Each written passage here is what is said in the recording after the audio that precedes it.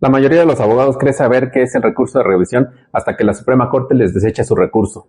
¿Qué es el amparo directo en revisión y por qué existe? Si llegaste hasta aquí, seguramente ya sabes que el amparo directo en revisión es uno de los recursos más difíciles para hacer valer ante la Suprema Corte de Justicia de la Nación. Pero aquí surge la primera pregunta. ¿Por qué existe este recurso? Porque si entendemos su finalidad, vamos a comprender por qué la mayoría de ellos terminan siendo desechados por la propia Corte. Y aquí quiero que olvides todo lo que dicen algunos abogados, que piensan que el amparo directo en revisión es una especie de segunda oportunidad para convencer a la Suprema Corte de Justicia de la Nación que el tribunal colegiado se equivocó. Eso es completamente falso. El amparo directo en revisión no existe para corregir todas las sentencias equivocadas. Tampoco existe para revisar nuevamente todas las pruebas. No existe para valorar otra vez los testimonios. No existe para determinar quién tiene la razón entre las partes, y mucho menos convertirse en una tercera instancia como muchos piensan. La Constitución diseñó este recurso con la finalidad completamente distinta. Su propósito es permitir que la Suprema Corte intervenga únicamente cuando el asunto plantea un verdadero problema de constitucionalidad. Por eso el artículo 107, fracción 9 de la Constitución Política establece que el recurso procede únicamente contra sentencias de amparo directo que resuelvan sobre la constitucionalidad de normas generales, establezcan la interpretación directa de un precepto constitucional o hayan omitido pronunciarse sobre esas cuestiones cuando fueron planteadas, siempre que, además, la Suprema Corte considere que el asunto reviste un interés excepcional en materia de constitucionalidad o de derechos humanos.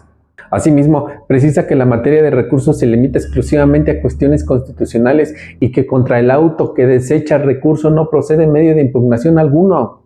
Ese artículo contiene varias reglas fundamentales. La primera es que la Corte no revisa cualquier sentencia de amparo directo.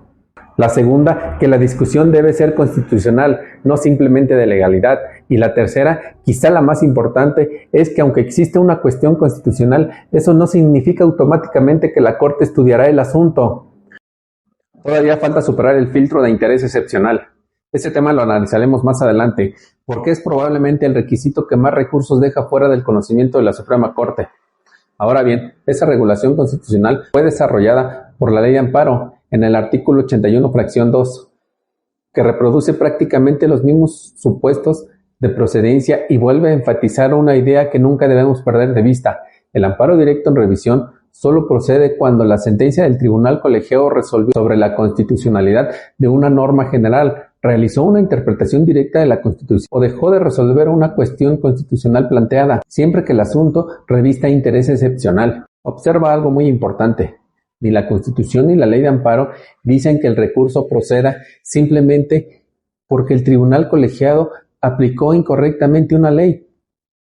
Tampoco porque valoró mal una prueba, ni porque interpretó incorrectamente un contrato, ni siquiera porque desde nuestra perspectiva la sentencia sea injusta. Todo eso pertenece por regla general al ámbito de la legalidad.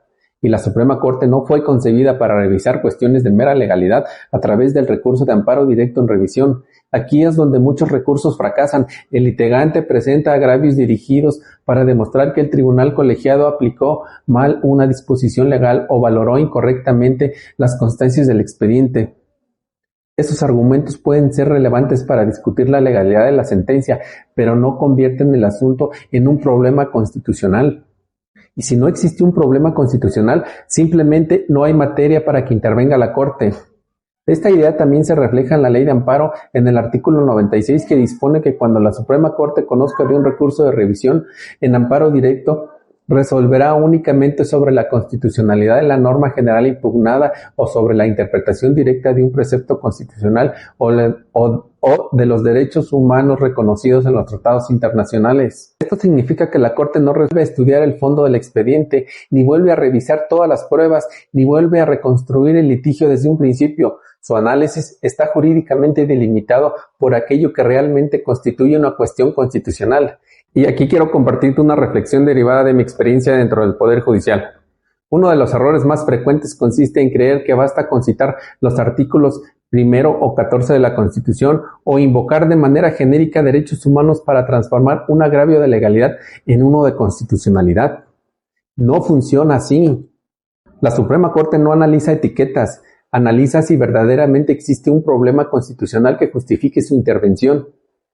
Por eso, en los siguientes capítulos vamos a estudiar con precisión cuáles son esos supuestos, cómo identificarlos y sobre todo cómo distinguir una cuestión de legalidad de una auténtica cuestión de constitucionalidad. Porque esa diferencia, aunque parezca sencilla, es la que determina si un recurso puede llegar a ser estudiado de fondo o terminar desechado desde su ingreso a la Suprema Corte. Ahora ya sabes qué es el amparo directo en revisión y por qué no es un recurso que pueda promoverse en cualquier asunto. Pero entender el concepto es apenas el primer paso. En el capítulo 2 te voy a explicar cuándo realmente procede el amparo directo en revisión, cuáles son los requisitos constitucionales que deben cumplirse y por qué la mayoría de los recursos son desechados sin que la Suprema Corte estudie el fondo del asunto. Si eres abogado y quieres dominar este medio de impugnación, sigue esta serie, comparte este video con otros colegas y déjame en los comentarios qué duda tienes sobre el amparo directo en revisión. Nos vemos en el siguiente capítulo.